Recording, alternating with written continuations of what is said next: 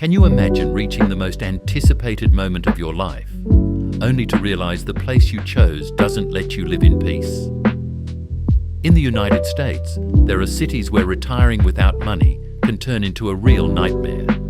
High costs, poor healthcare, and a quality of life that fades with the years.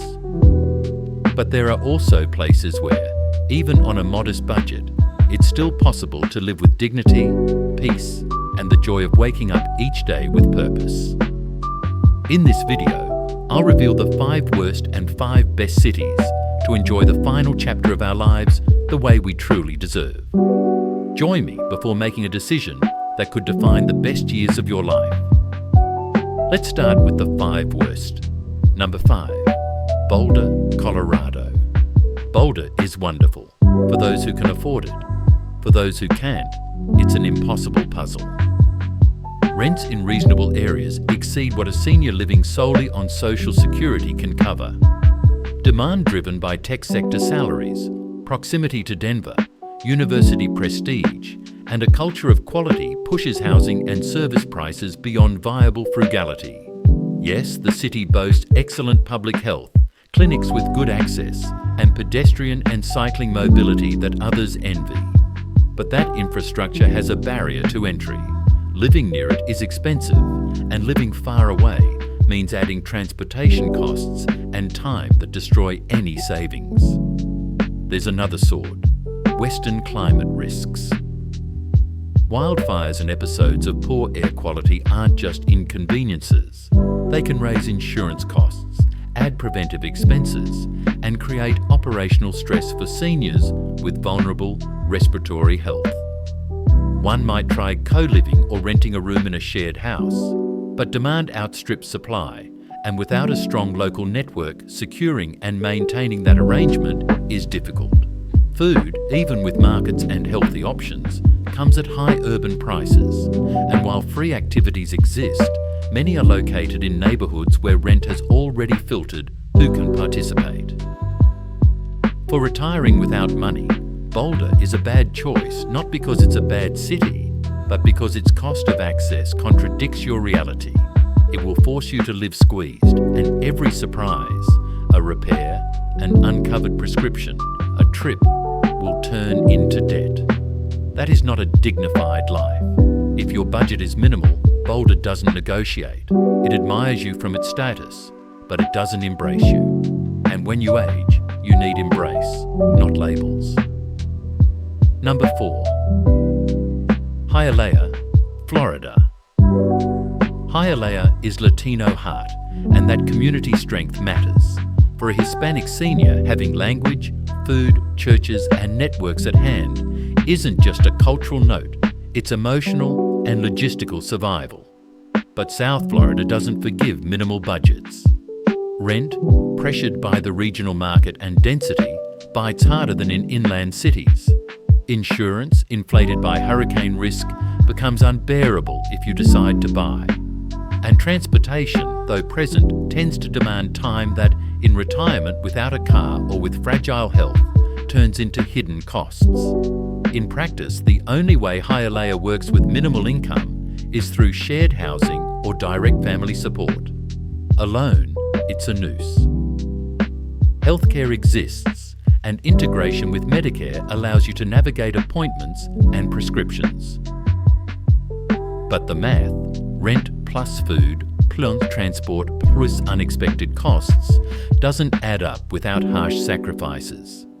Living close to everything lowers mobility costs and protects you, but that close to everything is more expensive. If you move to cheaper outskirts, you lose access and spend on routes that don't always arrive on time.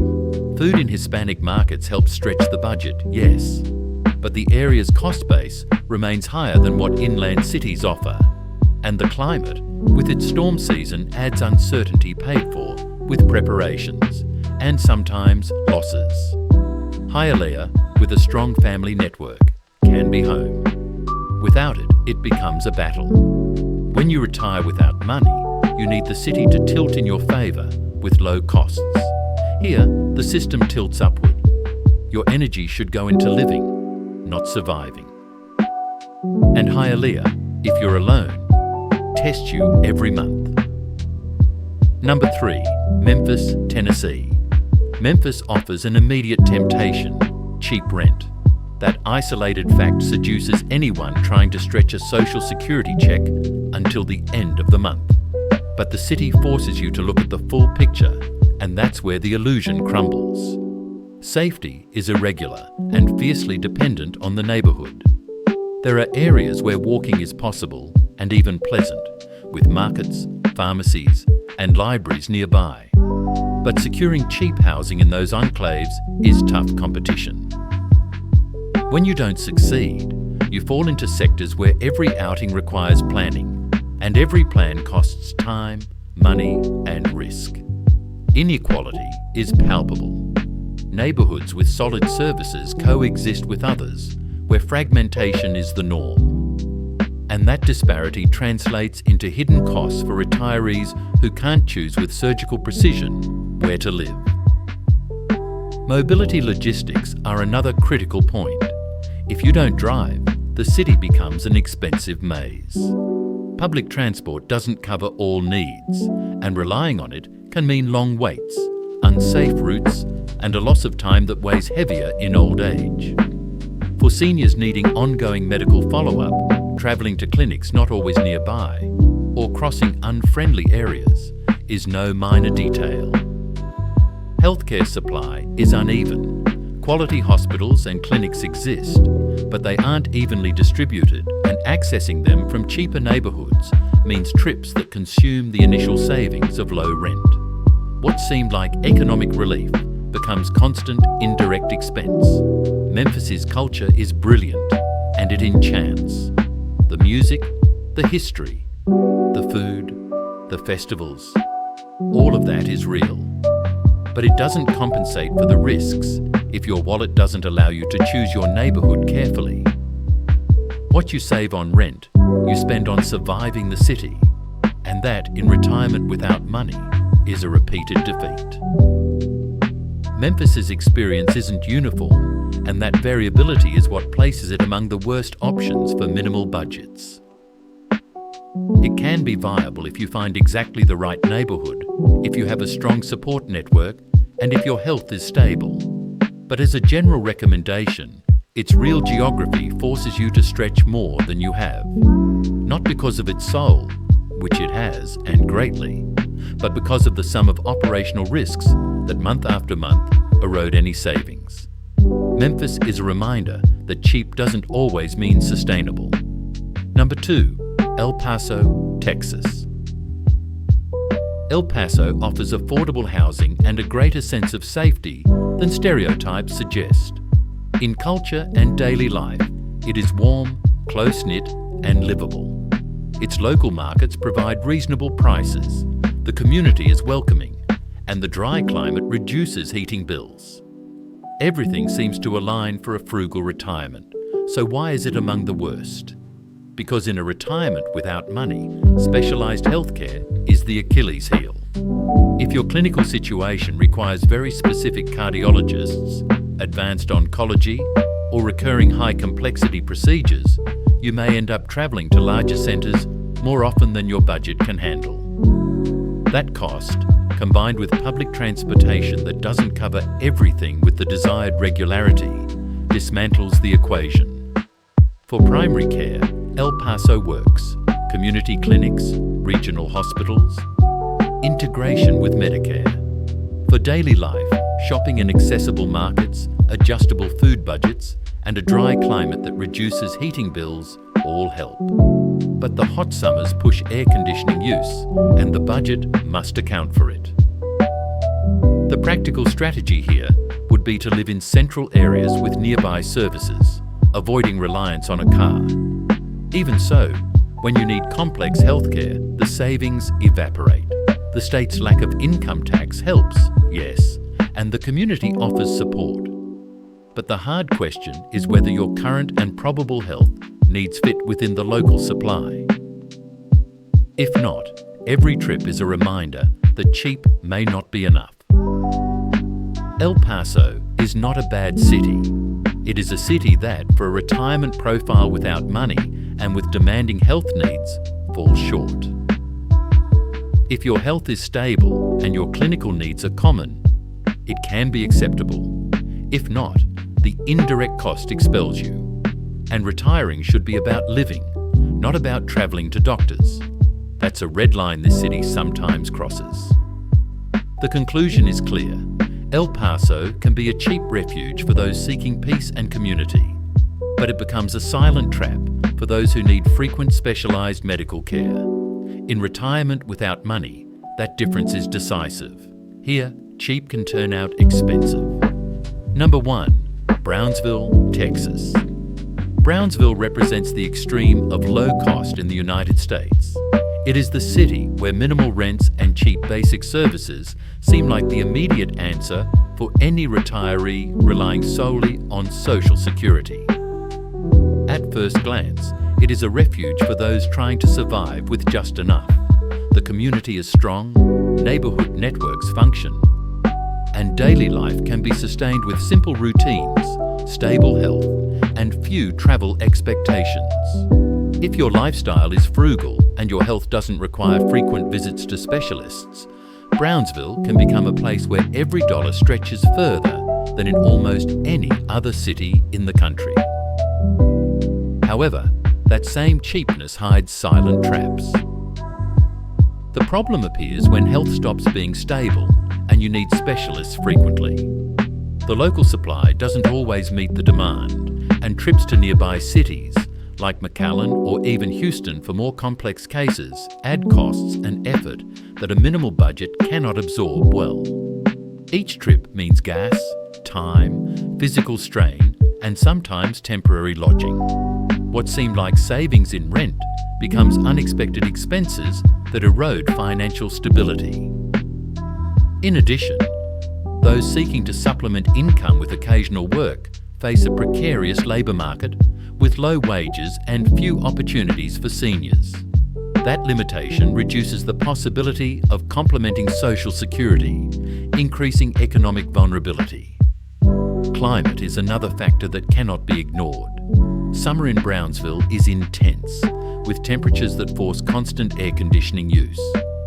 If housing isn't energy efficient, the electric bill skyrockets and destroys the initial advantage of low rent. The paradox is clear. What you save on rent, you can lose on electricity. And in retirement without money, every unexpected expense is a heavy blow. On the human side, the city delivers. Churches, community centres, and local organisations provide emotional and social support. That network is vital, because community can make up for material shortages with companionship, free activities, and practical help. But retirement without money needs more than human warmth. It requires a service network that prevents costly surprises.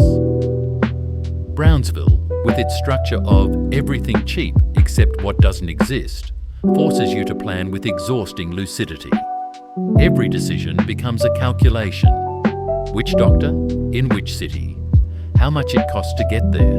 Who takes you? How long it takes? That constant planning wears you down and turns life into an exercise in survival rather than a peaceful retirement. Food is a positive point. Popular markets and chains that don't raise prices without reason allow you to maintain a basic diet without strangling the budget. Walking is possible if you choose a neighbourhood with nearby shops, reducing dependence on a car. Even so, the margin of manoeuvre is narrow. If something goes wrong, an unexpected illness, an expensive repair, a prolonged power outage, the town has no way to cushion it within its borders, and leaving them costs money. Brownsville is not a condemnation, it is a warning. If your health is simple and your lifestyle accepts deep frugality, the city rewards you with peace and low cost.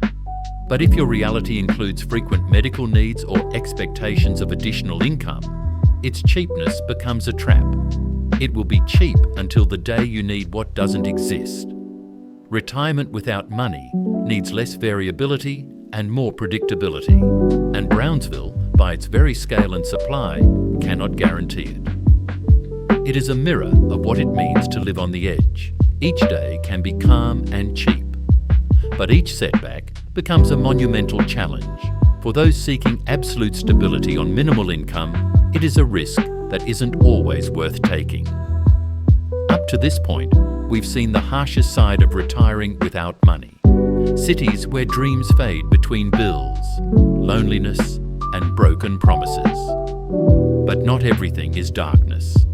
Beyond those difficult places, there are corners that shine like true sanctuaries for those seeking peace, purpose, and dignity without the need for great wealth. Cities where the cost of living, healthcare, and human warmth come together to offer something increasingly rare: hope. Now, let's step into the brighter side, the 5 best cities to retire without money. The places that prove you don't need riches to live well, only the wisdom to choose the right destination. But before we reveal number 5, don't forget to leave a like and subscribe to the channel so you can keep making the right choices and never regret them for the rest of your life. Let's start with number 5, Tampa, Florida. Tampa is a city that lets you do the math and actually make it work, so long as you avoid the expensive postcards. The first advantage is obvious. Florida doesn't charge state income tax, and for someone living on Social Security, that absence of a tax bite is felt every month. The second advantage is less photogenic, but more decisive: the healthcare network. Tampa General Hospital isn't a brochure promise.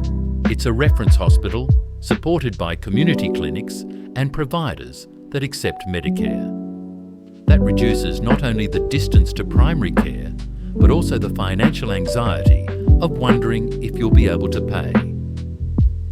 Alongside that, the warm climate saves you heating costs and outdoor activities. Parks, walks along the bay, libraries with free events build a rich routine without opening your wallet every day. The dark side exists, and I won't hide it: hurricanes and insurance. In Tampa, your budget can collapse because of poor choices in location or coverage. The practical solution is to choose inland neighbourhoods, far from the coastal front line, and negotiate longer rental contracts to stabilise the price. Avoid premium areas like Channelside or Davis Islands if your goal is to pay less and be closer to real services rather than views. Another fine adjustment: if your health is relatively stable, renting instead of buying avoids inflated property insurance premiums and gives you flexibility.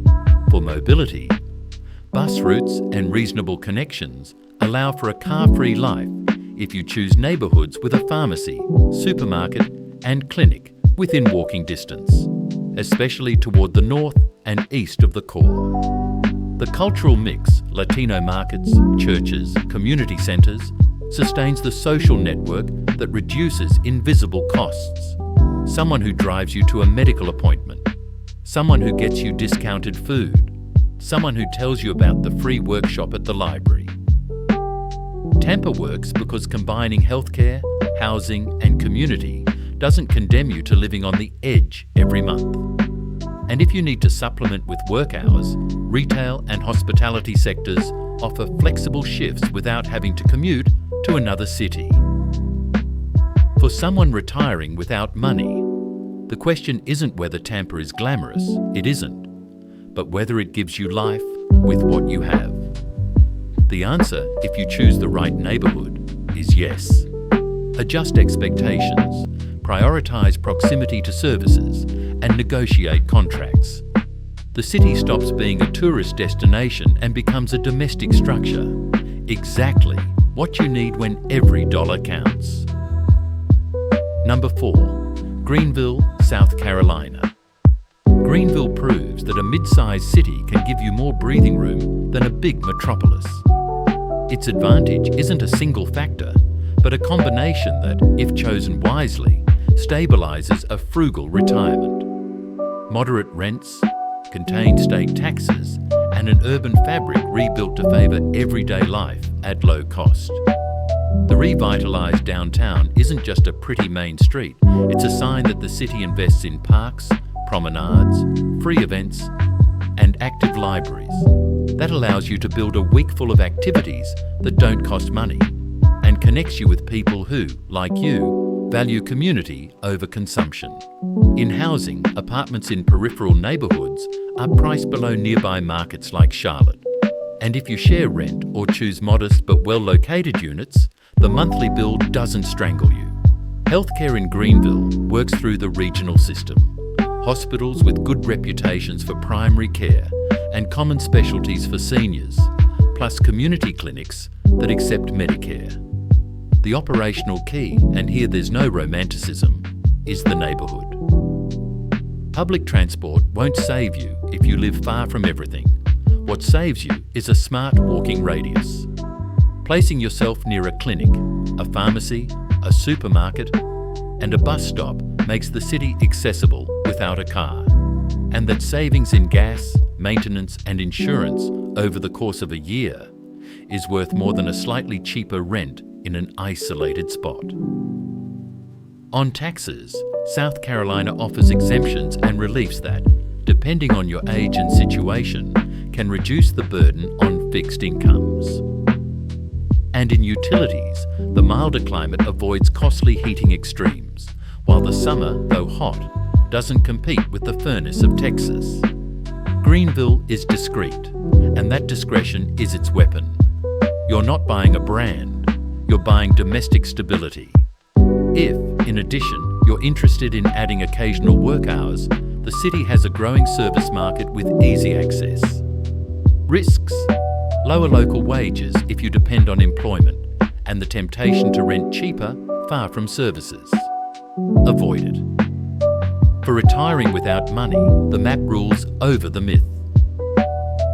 With a sustainable neighbourhood and a life adjusted to walking and buses, Greenville stops being a well-known secret and becomes a dignified platform. Healthcare nearby, rent that doesn't ruin you, a living community, and time that's worth more when it isn't bought. Number 3. Asheville, North Carolina.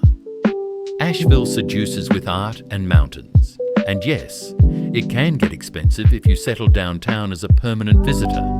But if you understand its logic, it lets you live with little and live well. The trick, which isn't really a trick but a strategy, is to give up the tourist core and move to the outskirts or shared housing arrangements. Rooms in large houses, ADUs, accessory dwelling units, multifamily duplexes. By doing so, the city reveals its greatest advantage, a community that truly exists. Organisations help with transportation to medical appointments, food programs for seniors, networks that don't leave you alone in the trenches. In healthcare, the regional system covers with solid hospitals and Medicare clinics, so primary care isn't a distant luxury. Public culture, libraries with workshops, free concerts, artisan markets, hiking trails, builds a rich routine without constant expenses.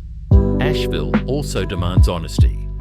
Tourism drives prices and can strain services in peak season, and the availability of cheap rentals near the epicentre is limited. If your budget is minimal, your margin is the neighbourhood. On less popular hillsides and in the outskirts with bus connections, rents drop and the city becomes human. Living 20 minutes on foot from a pharmacy and a market, near a primary clinic, and with a library that schedules free activities is more valuable than paying for the postcard. The topography, yes, there are hills, is a detail to consider for personal mobility, but the routes exist, and the city understands seniors far more than destinations that only understand consumers. Food, sustained by local markets and chains with popular prices, can be adjusted month by month without suffocation. And outdoor life, in the light mountain climate, transforms into health at zero cost. Asheville doesn't promise luxury, it promises belonging. When you retire without money, that verb matters more. Outskirts, co-living and neighbourhoods with nearby services allow you to surf the tourist pressure without losing the city. In short, don't inhabit it as a tourist, inhabit it as a neighbour. The people, your future network, are there.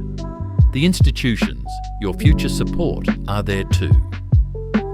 And the mountain, which calms and moves you, is paid for with walks, not with bills.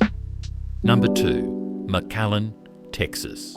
McAllen doesn't sell dreams, it sells numbers that add up. For a retiree who depends almost exclusively on social security, the city becomes a refuge where household math stops being torment.